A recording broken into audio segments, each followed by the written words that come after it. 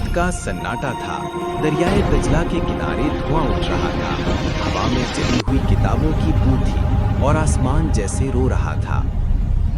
Baghdad, वो शहर जो कभी इल्म और हिकमत का ताज था, आज खाक में बदल चुका था।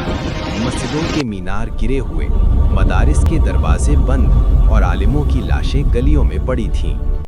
चंगेज खान का पोता हलाकू खान अपनी फौज के साथ खड़ा शहर के मलबे को देखकर कह रहा था, ये थी तुम्हारी सल्तनत इल्म, ये था तुम्हारा फख्र। दरियाए दजला में हजारों किताबें फेंकी जा चुकी थीं। पानी सियाह हो चुका था। इल्म की रोशनाई खून में घुल गई थी।